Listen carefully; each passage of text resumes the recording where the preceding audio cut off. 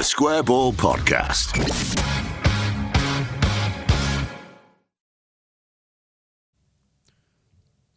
Back with another dose of propaganda. Welcome to the show. Dan here, along with Michael and Moscow White, as we hear what has been said in the world of football through a Leeds lens and outside of these four walls as well. Show is brought to you by Levi Solicitors.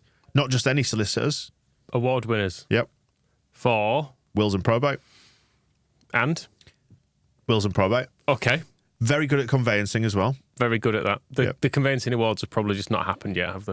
Yeah, feels like they've sort of excluded conveyancing from those awards. I know wills and probate do go hand in hand, which are, because you can obviously give us a very quick explainer, Michael, of why wills and probate are so good. Moscow's wanting to get in. You wouldn't want an award for conveyancing off of the people who do wills and probate judging. No. Because they don't know about it. So they could, I think it's basically they just steered clear of the subject. Yeah. So we don't know enough about that to judge, but we can judge. And I say they're good. Yeah. Good conveyancers. Mm-hmm. They're exceptional conveyancers, but wills and probate, award-winning now. Are they award-capable when it comes to conveyancing? That's 100%, basically the message, isn't it? Yeah. And they don't just do that, they do plenty of other stuff, don't they, for you and your business? Michael's hastily opening the Levi's website as we speak. I've already got it open, actually. Right. You got a tab, a special save tab for that? Medical negligence, personal injury, lasting power of attorney. That's a good one. That is very important, yeah. Residential property disputes. Yeah. All sorts of stuff. Mm-hmm. It really is power of attorney that lasts as well. Mm. It's none of your fly-by-night, peels off the wall after 10 minutes stuff. White and Mackay sponsor. Yeah. It's in the Diodora logo. This is lasting. 10% discount on your legal fees. levisolicitors.co.uk/the square ball. Let's not forget litigation as well. They do litigation. They do, yeah. They do litigation. Shall I get my plug in as well before everybody's stopped listening? What are you hawking off? Same as last week. Friday, 27th, Brunel Social Club, Treeboy and Arc, Autobahn. Bug Teeth are now playing as well, and me playing records between them. So from 7:30 is doors, and I think I'm probably playing some records from that point onward. So it will be, every second will just be filled with sonic delight. So there's no reason not to go to 33 Queens Road, LS6. I obviously spent the best part of 20 years as a DJ in bars and clubs. Do you want me to come down and just offer you some helpful tips? I maybe stand there just with my arms folded, watching you DJ and just like shake my head? Requests is really what would help. Yeah. That's what you always want, isn't it? People just asking for ABBA. Yeah, or Sonia. Sonia's a good shout. Yeah. I might add that to the list anyway. Good. Anyway, come to that. It'll be good. Yeah. When is it again? So it's Brunel Social Club, 27th of October. Yep, this Friday. This Friday? Basically. Yep. That's soon, isn't it? You will not hear me bothering anybody about this again. Excellent. DJ Moscow. Yeah. I want you to wear like some sort of costume. Let's not get carried away. Into propaganda then. Let's get into the clip, shall we? What's been said in the world of football. We beat Norwich, so I presume everyone's dead happy. Pretty much. Yeah. Well, not Norwich fans. No. Not Norwich fans, because we're going to hear from them. Let's hear from... They seem to mainly be a lot of children as well. Right. Doing Norwich YouTube stuff. They're a very family-friendly club. Oh, that's nice, isn't it? That's Delia Smith drilling through with a recipe for us, which would be great. It's such a shame that didn't happen when you were plugging your DJ gig, because there'd have been a really easy joke there, pretty much exactly how it will sound. Yes. There you go. I mean, that Delia does add to the atmosphere of, like, you get a nice cottage pie, the mustard's quality. Children love pies and mustard, so that's probably how it's all coming together. Children famously love mustard, yeah, you're absolutely correct. Big fans of it. What's wrong with... Hold on a minute. When you rub it in their eyes? Yeah, mustard, a bit of mustard on the bottle. The definitions here are weird. I said... children love mustard. You two are talking about rubbing mustard in a baby's eyes. Like I'm talking up to the age of 16. I love it so much. I think youngsters can enjoy condiments. Particularly mustard. You see, this is why everybody thinks Leeds United is a horrible club full of screaming children with horseradish tartar sauce in their eyes, and Norwich has got loads of kids doing vlogging because everybody's just eating like really tasty sandwiches. Should we hear the Leeds clips first then? Oh, well, yeah, go on. We'll hear the Leeds stuff first. We've probably got the best attack in the league and we can just rip people to shreds. Even if we're 2-0 down, you'd never think we're out of this.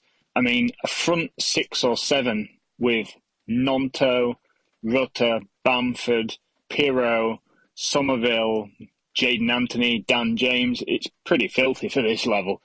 The only bad point is I really, really, really want to finish in the top 2 so we can go back to that miserable place we've just come from and not enjoy everything as much, just so we don't lose these players that we're all falling in love with. It is a catch-22, but I think this season we're just going to really enjoy it. There's such a stark contrast of emotions when going down by 2 this season compared with last season. And I know there was the Bournemouth game last year, but at the half, maybe it's just my American irrational exuberance, but I had no doubt that this team's got 2 goals in them. There's points coming out of this game for sure. And it's almost like it was scripted. Well, that was a game of 2 halves, wasn't it? First half, I think we're going to get caught out here. We can't finish our chances. Might make playoffs. Second half, we're going up. Wasn't too sure about the subs until we scored 2 goals. He could well be a genius. Managed to watch that from the middle of the Caribbean Sea between Panama and Colombia. Somehow it's easier to watch the game here than it is back in the UK. Can't think why. I love this team. We've got amazing players like Ruter and Somerville who are just putting together the best mixtape seasons of all time. And then lovably flawed and lovably ours players like Cooper and Ayling and Bamford and Dan James, who, when it works for them, is the best, because it's quite funny. Like, Dan James never looks like it's going to work, but when it does, it's great. I love him. I'll always stand by him for that.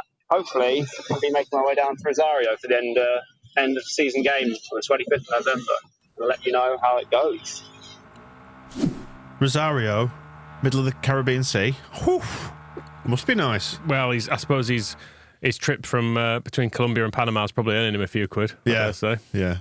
In his narco sub. Is that what it is? Yep, almost certainly. 100%. What's interesting is you've put on the sheet here, Michael, just as a note to people sending these in. Our TSB Plus members, please record these in a quiet place if possible. A few weren't usable due to background noise.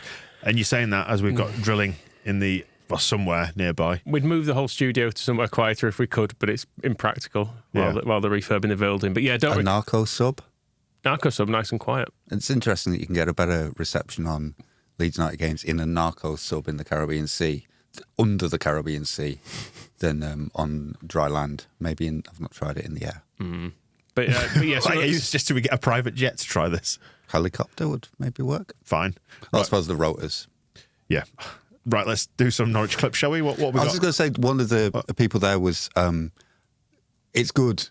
All the attackers thing, I think what's been nice about that from Farke's post-match comments was not just because he was talking about this game and saying, I just had the feeling we would win and we got all the players on the pitch to do it. But he was kind of hinting that he's been working on this a bit in pre-season, but they didn't really get too into it. And he's kind of moving more to this, what's he calling it?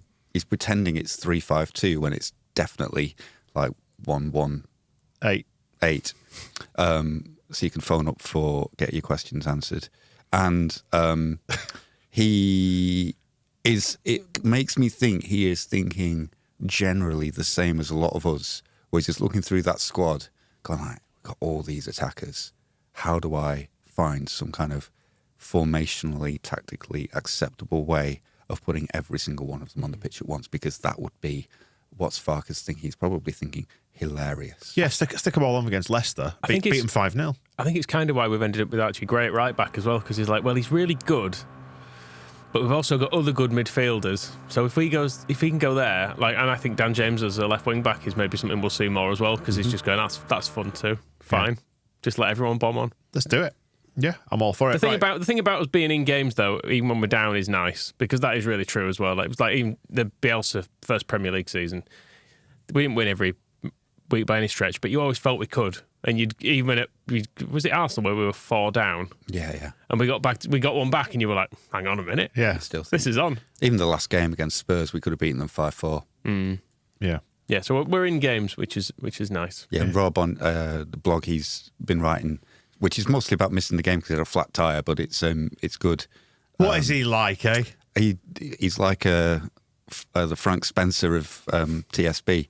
He said that he reminded of when Phillips got sent off at Nottingham Forest, and Bielsa's response was to leave Pontus Jansson back against their one striker and absolutely terrify them. We went 2-1 up, didn't we? We went from 1-0 down to 2-1 up, and then Forest kind of got it together and we ended up losing. But for a while, that was possibly one of the biggest thrills of Bielsa's first season because it was still quite early on. It's like, are we just why aren't we shutting up shop? Why aren't we playing for the draw?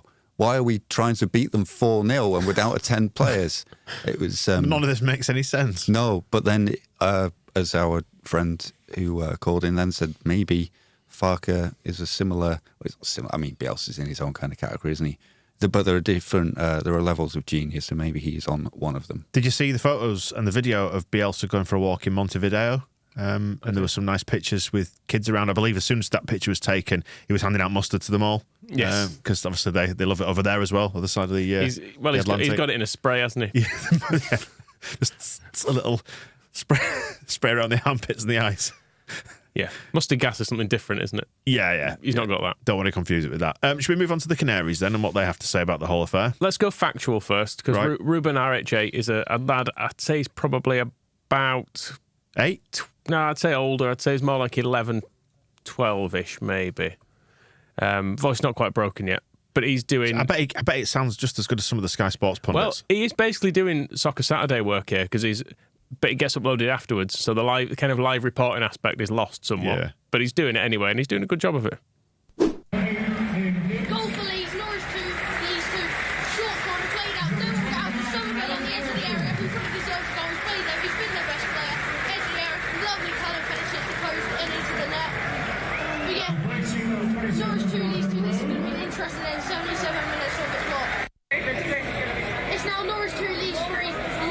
Norwich free kick, gone into the box, came out, Somerville ran the whole length of the pitch, put it in the net. It's easy as that, Norwich 2, Leeds 3, they've turned this round, 85 minutes gone. Thank you, Ruben. Disciplined, though. Back to you, Jeff. Yeah, brilliant. The way he gets quickly... 30-second in and out. Yeah, this is what's happened. This is what's going to happen next. This is what time's on the clock. Back to you. What's happening at Villa Park? I mean, he's quite literally better than Paul Merson. Oh, God, a lot better. Sharp memory as well, because not even when you see a goal scored, I'm quite often, you celebrate or whatever, and then it's like, so who scored it? Who put the cross in? Was that a free kick? I still can't remember if our winner came from Norwich's. Was it a free kick or a corner? Who knows? No Ask idea. Ruben knows. I think he might have said it even. He's got a big future as Ruben. So, and also he was watching this nice from where he was watching it. He was behind the goal, I think, as well. So he's taking all this information in from that. He's got a good memory. So, yeah, well done. I think he's actually. I think when you're a kid, you watch football in a different way. That you actually notice what's happening. Right. Whereas as a grown up, I think you can just go, oh, caught up in it. It's like when the note I left about Ruta doing a thing on 89 minutes. Wasn't it? It was super, was that? Watched it loads of times since. That clip. Yeah, he just kind of, he stopped and then started again and just dragged it away from a load of players and made them look silly. I hope Ruben is rewarded for his good work, much like Jorginho hopefully has been rewarded for his good work. Mustard lollies all round, I believe. Where next, Michael, please?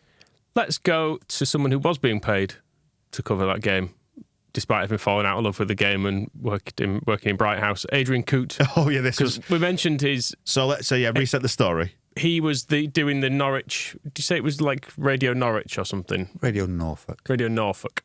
Norfolk Digital. Yeah.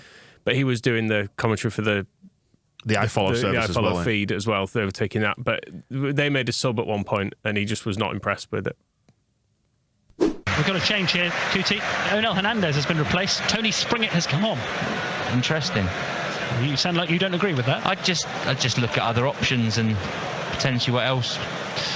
Well, Springett, after that vote of confidence, comes into play on the right. No. It wasn't a disrespect to Springett. I'd have just liked to have seen somebody else. And you didn't know who, did he? No idea. Which was great. What I liked was whoever the third wheel was there. It was just laughing in the background off mic, and you could just hear him. Oh dear. Who do you want? Just not him. Just not him. Any other ideas? Nah. Just probably take someone off. Don't bring anyone on. If someone's injured, just don't want to see Springett ever. Should we go to the Pink 'Un next? Very short clip. This. Yep. There was a longer piece to camera from someone at the Pink 'Un in the ground, but it was a bit long and rambling to kind of distill into a thing. But it was essentially saying that. This is us moving on from Bielsa is the Farke thing because everyone loves it, and Norwich have still not done that. Based on what you've seen, do you think Wagner is the man to take Norwich forward? No, I don't think so. I think Farker. I think we should have him. We should never got rid of him. Yeah. Farker is their Bielsa, isn't he? In the sense that everyone goes, "Could we have Bielsa back? Please, can we have him back?" And they just want Farker back because he made them happy most recently. And there's a bit of reminiscing about, we used to always come back from being goals down in games when we had Farker. And that is one thing that he did really, really well. If you look at the sort of response on Norwich forums and Twitter and stuff like that, he observed the game, saw that it got away from us, we were 2-0 down, made some changes and fixed it. Well, I remember Norwich. I'd rather not be 2-0 down, I should say. Yeah, I do remember Norwich kept coming back because we were going against them for promotion, weren't we? And it was like you'd come out of the game and you'd be like, "Oh, Norwich are drawing. This is good. We're going to... Oh, fucking hell, they've scored." Yeah. It was always Pookie in like the 92nd minute every week, it felt like. They did kind of follow our template with Bielsa quite a long way because the fans had, like, some fans had started getting bored of Farker or thinking, like, is it worth getting relegated straight out of the Premier League again?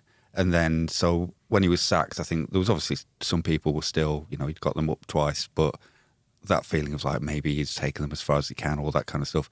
And then as soon as they got Dean Smith, and he just came in as like, instead of working them dead hard, I'm just going to give them all loads of time off. Mm-hmm. I think it might have set in because he arrived earlier in the season at Norwich. So before the end of that season, I think Norwich fans were already like, this hasn't gone well. We've got a Brummy Jesse Marsh. It really does. It really does echo our own experience, doesn't it? Yeah, or mirror it rather. It's an interest. Yeah, we were a bit different on the uptake with Marsh because he turned up right at the end and basically staying up was the thing, and that happened. So it wasn't quite clear what we were into. But yeah, I suppose we can just be grateful we didn't get Dean Smith. That's one thing I will give to Jesse Marsh, that he's not Dean Smith. Not being Dean Smith, yeah. Well, we're in the sort of Championship Bielsa days. Should we hear from Derby? Of course, we came across them a bit, didn't we? Not in the Championship. Came across them a little bit. That's possibly the biggest rewrite of the playoff semi-final history. Well, we had a game against them. There was an evening match at one point. Not playing in this year, though, are we? No, came we're not. Across them a little bit. Even Spygate. Oh, yeah, we crossed paths with Derby a couple of times. Our sworn mortal enemies, the Rams. It says a lot, actually, that you've put on the sheet here that they are 11th in League One, and I need to go check now for the sake of my own sanity, because I've got no idea what's going on. In much the same way that, when we were in the Premier League and we became Premier League arseholes, I ignored the Championship and pretended it didn't exist. And now we're in it. I've had to acknowledge that it's here, and we're in it. Same with League One. Doesn't exist to me now. Dead to me. Well, I can tell you who is playing for them is Conor Hourihane, who we also cross paths with in the Championship. He was quite cross with us anyway, with Mateusz Klich in particular in that Villa game, but he's there now, came off the bench, and this is him, the little clip here is him going over to the Derby fans at full time after they've lost at Shrewsbury this weekend.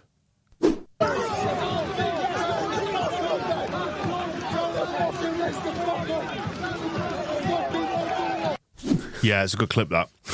So he's gone over there. I think people are not telling him to tell the rest of them to fuck off. Who's the manager there? It's the guy who was at Rotherham, isn't it? Paul Warne, is it? Oh, is it him? Is it Warne? I don't know. It's the League One, of course. And I think as part of this clip or in the same exchange, they were saying, they were singing maybe in the stadium. I don't care enough to have actually watched the rest of the coverage of this, but I kind of just laughed at it and went, they're having a bad time. Saying that the football's shit, and they're openly mutineering against it.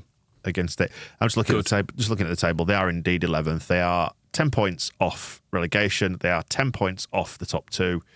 Hopefully, they're going to be stuck there forever. They need to have a bit of time down there, don't they? I think they have because of what they did. Because of what they did. It's only fair. It's like when Sheffield Wednesday had to have some time there, and thankfully they got out of it, didn't they, for the Championship, and they're having a wonderful time. League One's looking like a fun old division actually, because Derby are win draw loss. So that's not bad form, is it? They've lost one in 5, but then like 2 places above them are Burton, who are draw, win. That's 4 wins, and then 5 places below them, Exeter are 16th. They've just lost 5 in a row. Yeah. So there's a reasonable amount of madness seems to be going on. If you're a Derby fan, I know they're 10 points off, but if that stuff is happening, like if Exeter can be losing 5 in a row and still be 16th, you can get up. Cheer up. Are you telling Derby fans, you just need to enjoy it? Stop shouting at Conor Hourihane. Although, I was trying to remember, so the ghost goal thing, did he punch Klich Yes. behind someone's back so it was missed by the referee? Like somebody covered him and then he punched Klich in the... in the stomach. That was him, wasn't it? Yeah. So don't like him. So do shout at Conor Horan. I'm pretty sure he scored against us for Barnsley at least once as well. Just because it was that period where Barnsley used to beat us, which thankfully is not going to happen this year because they're in League One as well, aren't they? Yes. Yes. Didn't we beat them 100-0 in pre-season or something? Yes, behind closed doors because no one, children weren't allowed to see it. Right. Yeah, the third. They were so busy at home having the mustard. That's the one. Weren't they?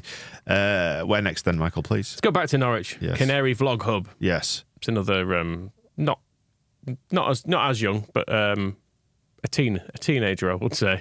I was going to say a spotted teenager. That's harsh, isn't it? Yeah. He's just a teenager, but he's speaking to his dad pre-game, which kind of indicates where he's at. And let's interview my dad. Dad? Yes? What do you think the score prediction is going to be today for Norwich versus Leeds United?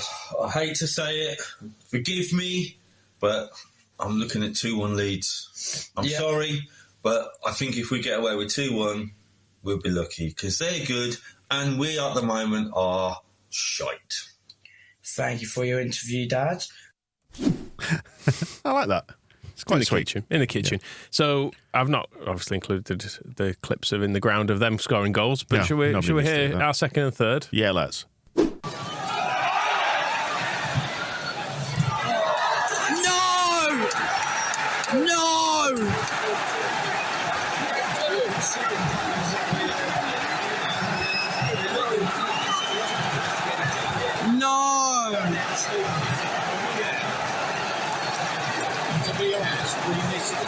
I knew it was coming.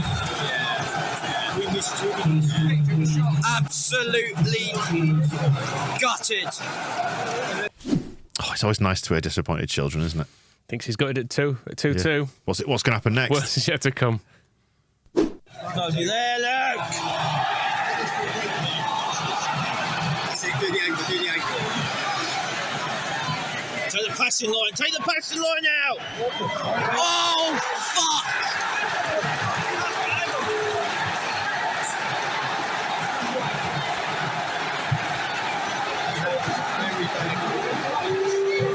Oh my God! Limbs in your way end.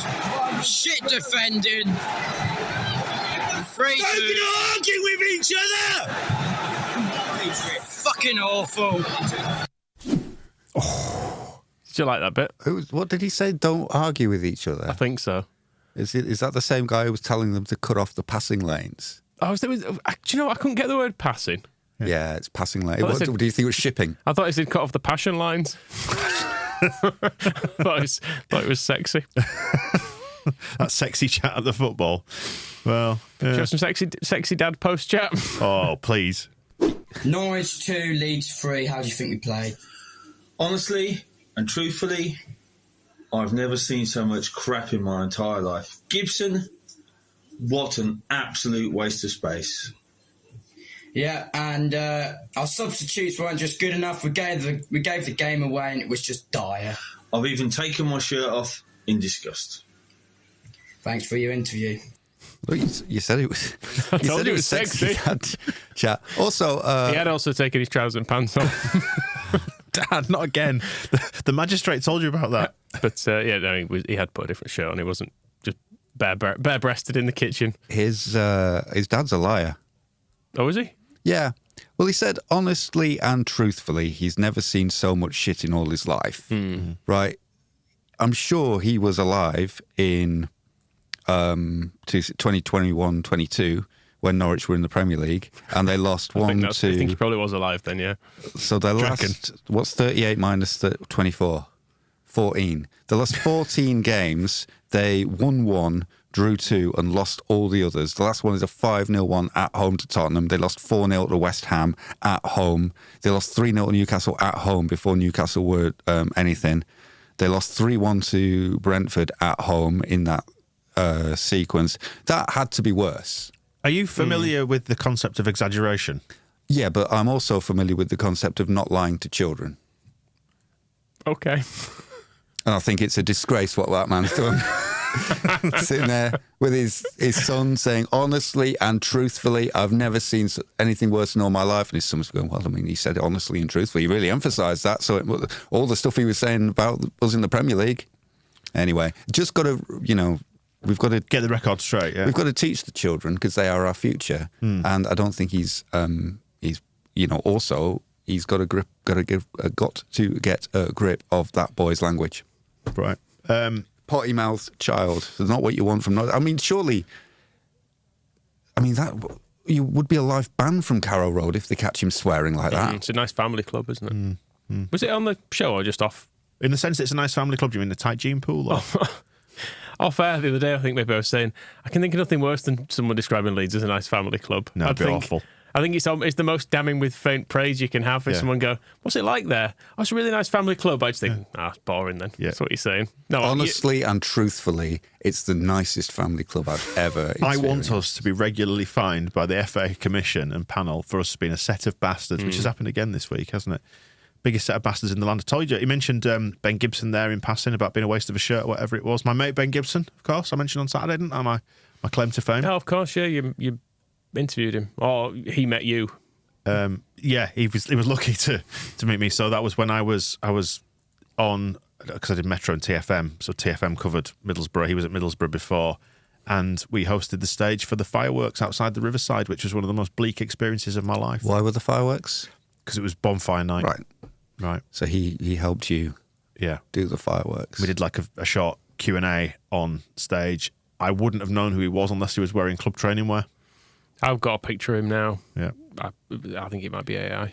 He don't recognise him. Didn't have a lot to say. It was an awkward 5 minutes.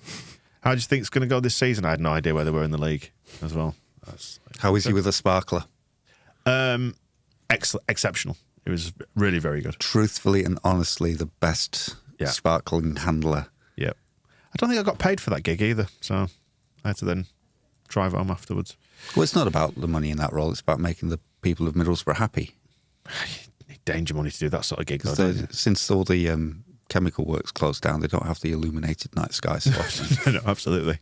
What have we got next then, Michael?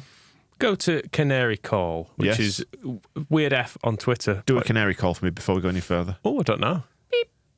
A little out there. Beep, beep. Any advance on that, Moscow? No. Okay. Hang on a minute. But it's the Canary Call is BBC North Norfolk Digital post-game calling. Which did you get to phone in to Coot himself? You did. He was there. He was on it. I mean, we know from the Radio Leeds phone-in, they attract some characters, don't they? And some weird opinions. I've not listened to the Leeds one in a while, but when we used to be at the other studio, we used to have to drive there. We used to always put it on, and you'd always have at least some person on who was completely mental, just throwing out an opinion like we need to start losing games so we can win some games. That was the classic one. Somebody went on an extended. This is nice. That noise in the back. This is a canary. It's top of YouTube searches. It's the ultimate canary singing video from a legend. It's not singing much. It's not really. It's just ambient street noise. Yeah, it's when we were trying to get out of the championship, wasn't it? A guy said that we needed to build some confidence by losing like 10 in a row so that we would bounce back. Oh, there we go. Yeah, there seems to be some sort of copyright dispute. There are captions on the screen about it being taken down before. Anyway, this is quite squeaky. Well, if we're on quite squeaky, should we listen to a quite squeaky man who ran up? That's quite enough of that. I've had enough of the canary singing now. It's really annoying. Let me just shut that down. Right, and what are we doing, sorry? Yeah, the man who rang up got a bit squeaky because he was quite upset about the defeat. You know more than anyone. I was stuck up from back there, and I've been singing his praises and all the negative people last year. I've been singing him, but today, Rob, he has screwed up completely tactically. Every single time around, you literally see Forshaw had to come on. He had to come on the pitch, Rob. He had to come on and hold him in midfield. But no, I can't believe it. Sarah had to go in the number 10, and you had to move Forshaw back. But Rob, I am so angry right now because we are 2-0. We're not playing on stage. We defended all second half, sat back and invited pressure on. We invited pressure and pressure and pressure. This is Leeds, another championship club, and we should be the best team in this league. And I am so angry right now because that was a tactical disaster. The substitutions, Tony Springett. I am not having that one little bit. I'm not having that. It breaks my heart because I've got to admit, maybe I was wrong, and I'm looking like an absolute donkey on the radio, and I'm at my wit's end. Right? I've seen this multiple times in my life, and I'm scared that this is it for us. And it's not going to be. It's not going to be a while till we're back in the Premier League, and it makes it worse. And that lot down the bloody road doing so well, and I'm just at my wit's end, Rob. Wow, he's taking it well then. I'm scared that this is the end for us. Not the 10th. People do take football a little seriously sometimes, don't they? I didn't think Norwich were actually that bad, were they? They played quite well. Yeah, I mean... They are 10th, I can confirm. 2 points outside the playoffs. I mean, they looked, from the teams we've seen this season, they looked better than most of them. Yeah, they went 2-0 up. And one's us being dopey at a corner, but the second one's a good bit of skill. That Sarah looks a good player, and I don't know... Sarah. Well... That's his name. Yeah. And then, what else was he saying? He seems to think... Well, it was saying that they're not playing... I think he was saying it broke up at the point as well. They're not playing to Adam Forshaw's strengths. I don't know if they think, they signed Zinedine Zidane off us or something, but because when he's like, Wagner's a tactical idiot, he's cost us that game. Like, I wonder what he thought they should have done. We should have brought Forshaw on earlier. I'm like, I love Adam Forshaw and always like absolute promotion hero and the injuries and stuff. But I wouldn't be as a Norwich fan, I wouldn't be thinking, let's get Forshaw on this pitch because that's how we're going to attack and win. I think what we were saying was we're not playing Man City, we're not playing a Premier League club, we're playing another Championship club. But we've come down from the Premier League and how much did our forward line cost? In terms of what Somerville was, it's not what it costs. It's what we could sell it for. I say, Somerville, you're looking at what 20 million now. You'll be richer than Newcastle. 10 million for 10 to 15 million for Peru. You're looking at Bamford was what £9 million. You've got Jorginho Ruta, as we know, cost quite a lot of money. I mean, they spent a fair amount on that forward line. The one thing they can agree on is that Tony Springett has absolutely ruined that game.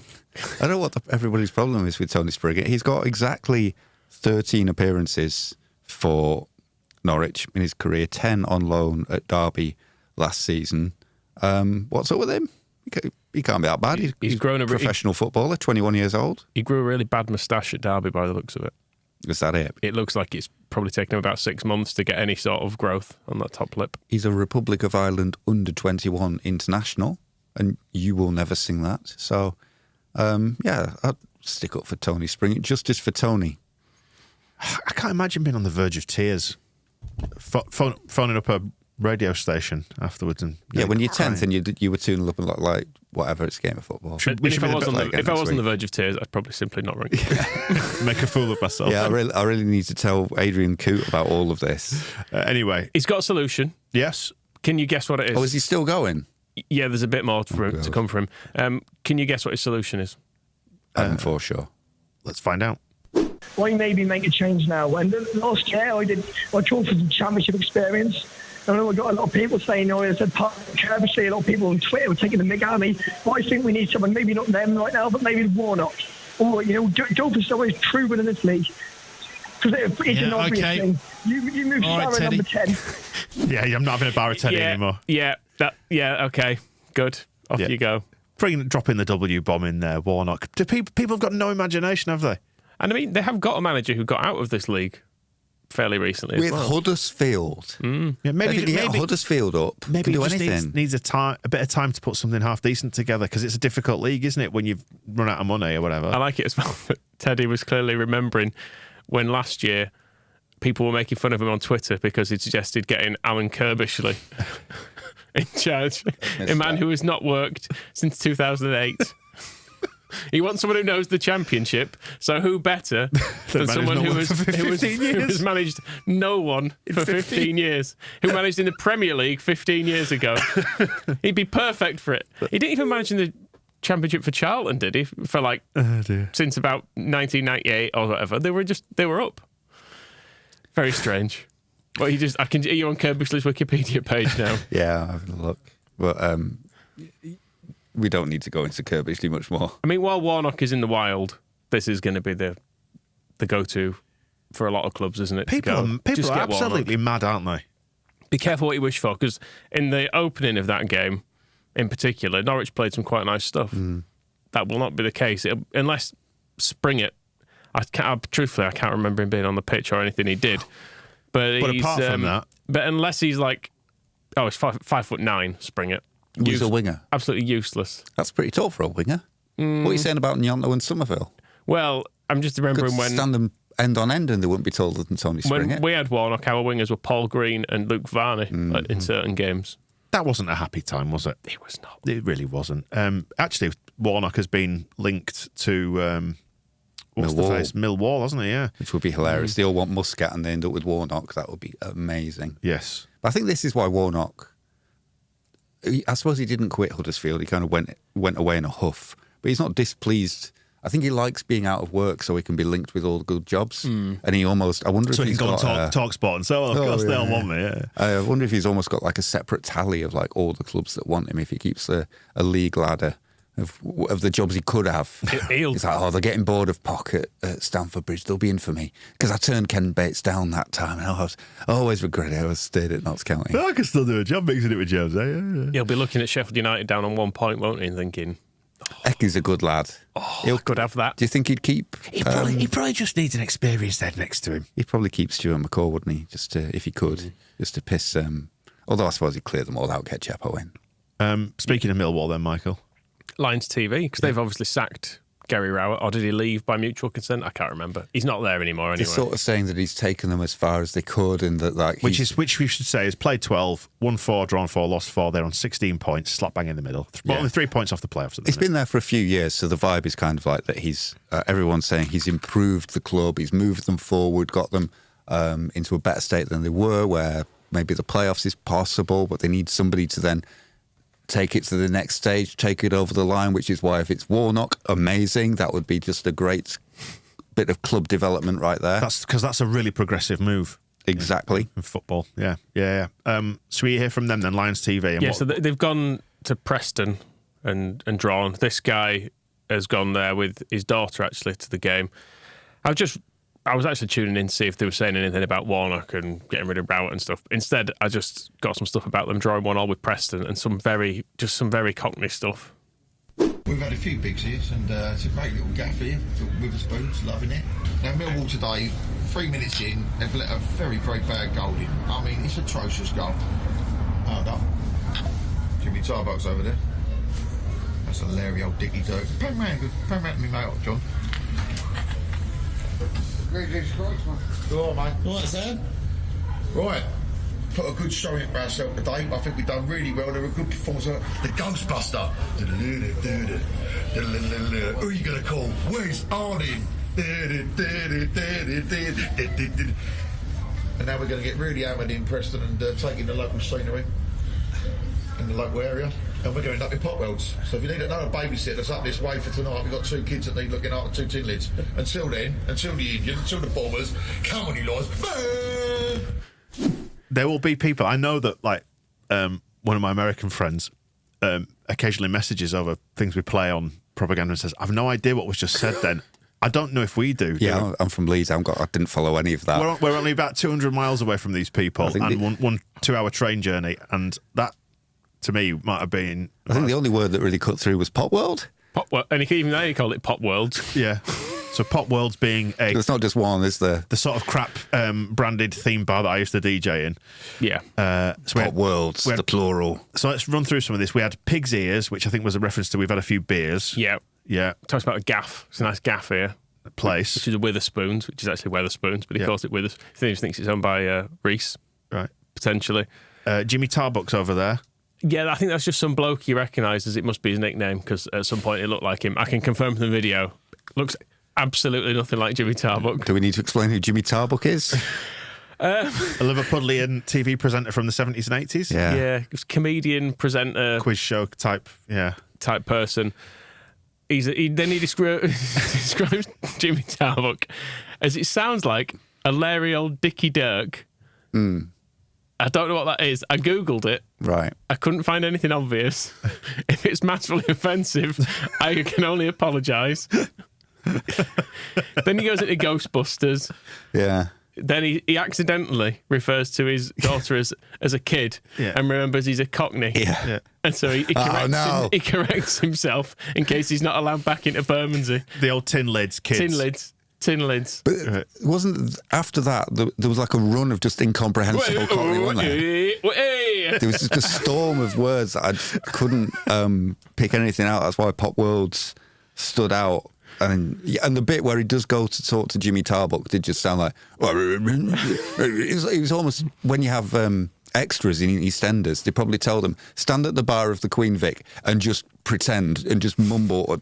And, you know, where you're supposed to go rhubarb. He's going to... I call him down and get the market. Put a fruit and veg, put a string. If you've been like in a foreign country and you sort of maybe have a rudimentary grasp of either French or Spanish or whatever it might be, and you maybe say speaking to a local waiter who converses with you in the native tongue, and you only pick up every sort of fourth or fifth word. It was a bit like that, wasn't it? Like, la cuenta, the bill, yes, please, yeah, si. Anyway. The fact that he's called them kids in the first place leads me to think that he's an imposter, and he's not. He's actually, if you're laying it on a bit thick. If you quizzed him, which bit of London are you from? Then he'd be like, Hemel Hempstead, Central, just north, middle London, north of ish London, like sort of Welwyn Garden City kind of area. Born in the Houses of Parliament, mate. What are you talking about? Sounded a bow bells. Anyway, my dad was Big Ben. Should we go back to maybe the most famous of Norwich's residents to finish on? Yeah. So people will have heard this clip. God bless him. Jake Humphries is back with another High Performance podcast. I don't think God should bless him. He's been blessed enough. Mm-hmm. So he's speaking to Gordon Ramsay on this one. Who's Gordon Ramsay, Michael? Celebrity chef. Yeah, who's dragged himself up by the bootstraps, quite frankly. I think Gordon Ramsay does come from a sort of ordinary background. Failed as a professional footballer, so moved into being a millionaire chef. Yeah, he has, in fairness, lied about that in the past, hasn't he? I'm sure he's claimed to have played for Rangers, whereas I think people who looked into it said he once played a trial match for him, right? Which isn't really the same as having played for him. So he's lied about that. But I don't know. I suppose I didn't have a strong opinion about him before. A bit of a gobshite is what I would have said before listening to this clip. But this is also, I've not had to dig this out. This is the clip that they've chosen to tweet of this, which implies that they think this is relatable and sort of a lesson for life. Yeah. We were young, we were stupid, and we were skint. I remember going to ask her father if I could borrow 20 grand for the deposit for a flat that we fell in love with. And I thought this was all going well. Lunch is good. I'll pay for lunch. And I said, by the way, about that deposit, Tan and I, we've got half of it. We need the other 20 grand. I'll pay you back in a year. He said, okay, here's what I'll do. I'll have another lunch with you when you sell your Porsche. I thought, you fucker. But you clever fucker. Here I am driving around in a flash fucking 911 and we didn't even have a fucking house. Didn't have a flat. Didn't have a roof over our heads. It's the best advice he ever gave me. Sell your fucking Porsche. I did sell it. And 10 years later, I went and bought it back. Same car? Same fucking car. Yes. Wasn't it just Humphrey's little yes at the end that kind of made that clip, I thought? Yeah, really pleased for him. That's really like, yes, I knew you were my kind of guy. Yeah.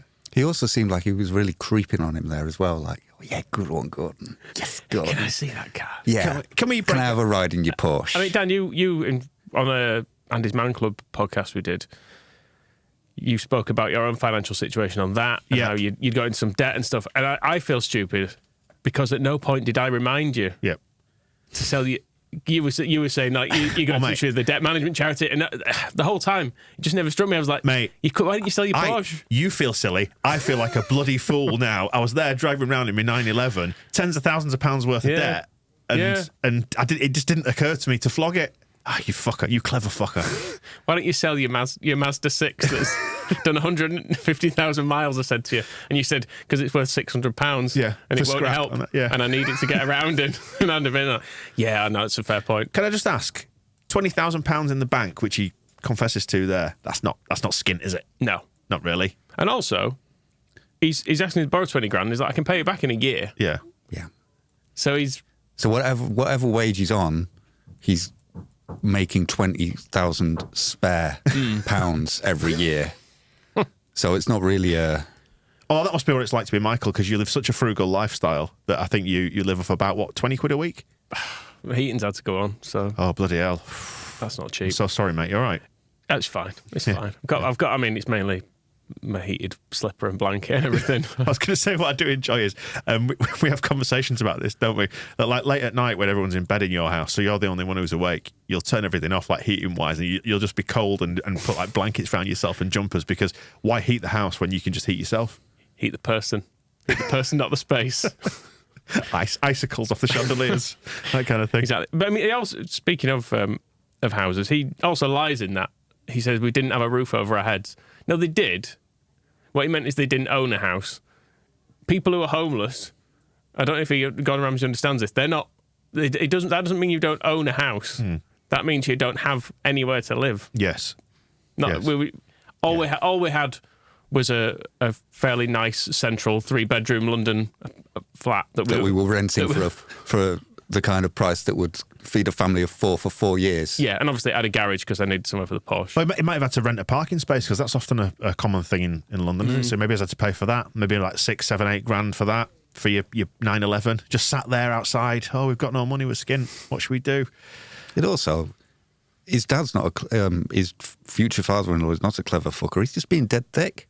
Got to sell the port. Oh, what am I going to do for 20 grand? As he's driving around.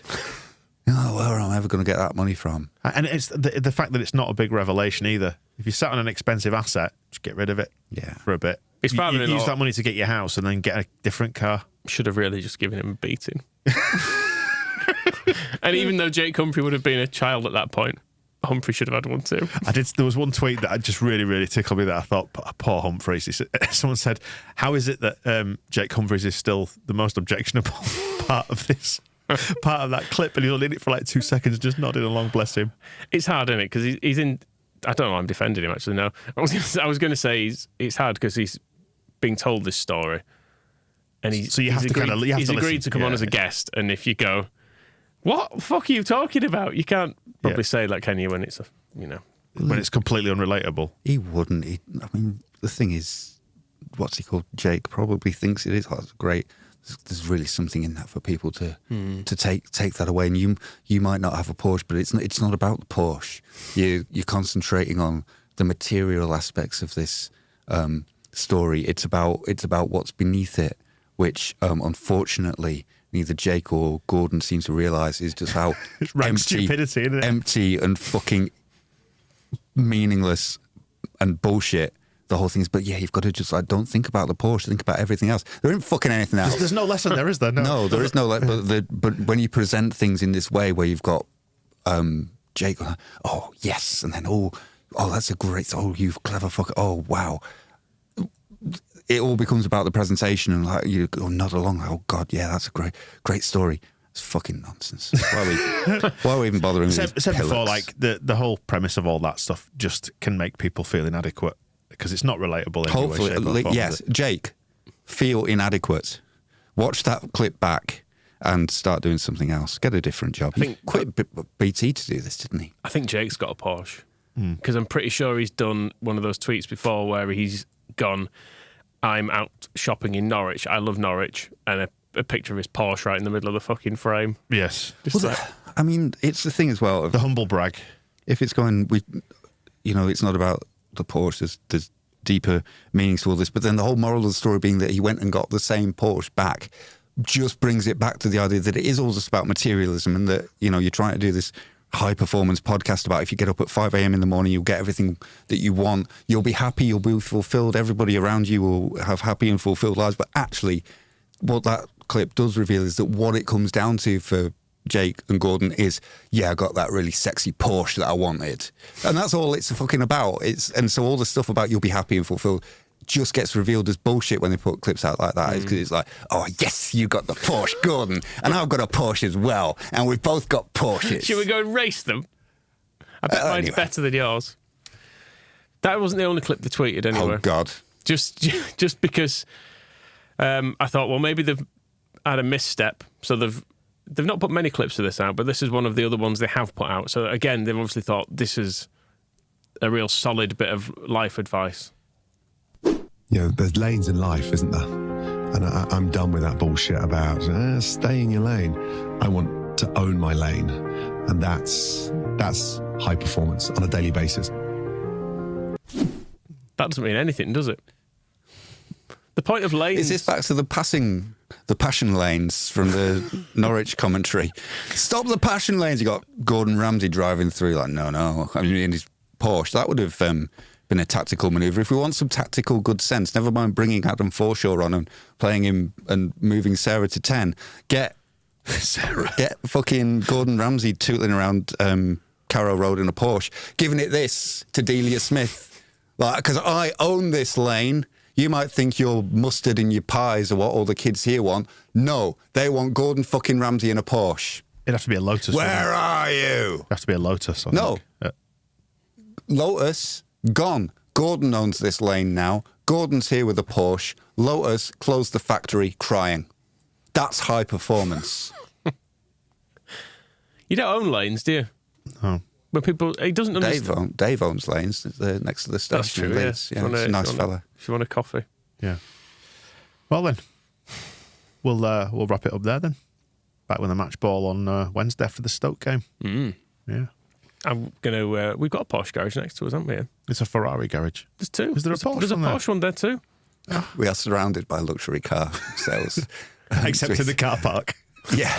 And you come here. Right. Well, we'll see you in a bit.